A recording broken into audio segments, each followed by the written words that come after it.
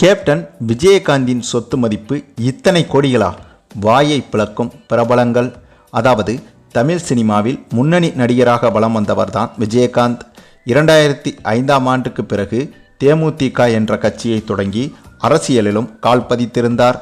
பிறகு 2006ஆம் ஆண்டு நடைபெற்ற சட்டமன்ற தேர்தலில் விருத்தாச்சலம் தொகுதியில் போட்டியிட்டு சட்டமன்ற உறுப்பினரானார். பின்னர் 2011ஆம் ஆண்டு தேர்தலில் வெற்றி பெற்று தேமுதிக எதிர்க்கட்சி அந்தஸ்தை பெற்றது.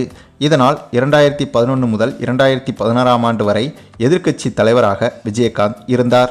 இதையடுத்து இவரது உடல்நிலை பாதிக்கப்பட்டது.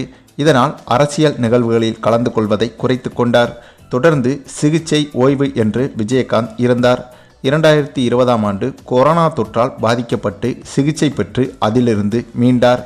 பின்பு இந்நிலையில் கடந்த நவம்பர் 18ஆம் தேதி மீண்டும் உடல்நிலை பாதிக்கப்பட்டதை அடுத்து மியாட் மருத்துவமனையில் சிகிச்சைக்கு சேர்க்கப்பட்டார். இங்கு 2 வாரங்கள் சிகிச்சை அளிக்கப்பட்ட பிறகு டிஸ்சார்ஜும் செய்யப்பட்டார். இதனையடுத்து நேற்று முன்தினம் உடல்நலக்குறைவால் மீண்டும் மருத்துவமனை சிகிச்சைக்காக சேர்க்கப்பட்டார். இந்நிலையில் இன்று விஜயகாந்துக்கு கொரோனா தொற்று உறுதி செய்யப்பட்டுள்ளதாக தேமுதிக தரப்பில் அறிக்கை வெளியிடப்பட்டது. இந்த நிலையில்தான் சிகிச்சை பலனின்றி விஜயகாந்த் காலமானதாக மியாட் மருத்துவமனை அறிக்கை வெளியிட்டிருந்தது.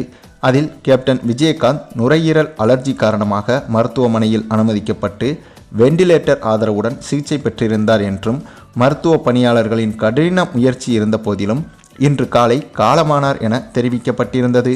இதையடுத்து மறைந்த தேமுதிக தலைவர் விஜயகாந்திற்கு அரசியல் கட்சி தலைவர்கள் மற்றும் சினிமா பிரபலங்கள், கட்சி தொண்டர்கள், பொதுமக்கள் என பலரும் இரங்கல் தெரிவித்து வருகின்றனர்.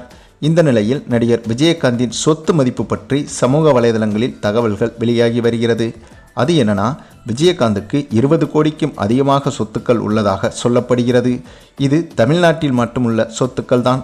மற்றபடி சிங்கப்பூர், துபாய் போன்ற வெளிநாடுகளிலும் பல கோடி மதிப்புள்ள சொத்துக்கள் இருப்பதாக சொல்லப்படுகிறது. மேலும் இது அனைத்தும் விஜயகாந்த் பேரில் உள்ள சொத்துக்கள் என்றும், இதுபோக பினாமி பேரில் கூட சில கோடி சொத்துக்கள் இருக்கலாம் என்றும் பேசப்பட்டு வருகிறது.